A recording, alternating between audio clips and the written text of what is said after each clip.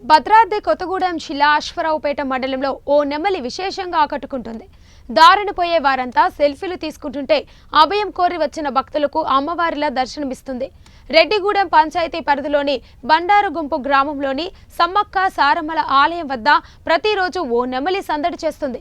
ప్రతిరోజు ఉదయం 8 గంటలకే ఆలయం వద్దకు చేరుకునే నెమలి సరిగ్గా సాయంత్రం 4 గంటలకు తిరిగి సమయానికి అడవి బాట పడుతుంది.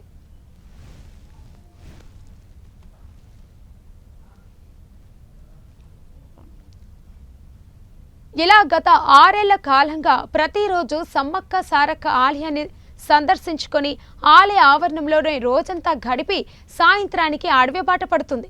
దీంతో నిత్యం ఆలయానికి వచ్చే భక్తులు సాక్షాత్తు అమ్మవారే నెమలి రూపంలో ఇక్కడ ఉంటున్నారంటూ విశ్వసిస్తుండగా ఆ దారిన పోయే వారంతా నెమలితో సెల్ఫీలు తీసుకునేందుకు ఉత్సాహం చూపిస్తున్నారు.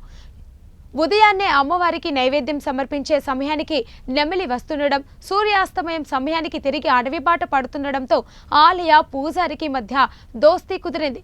దీంతో ఆలయంలో సమీపంలోనే ఉన్న పూజారి ఇంటి ముందు రోజంతా గడుపుతూ సందడి చేస్తుంది.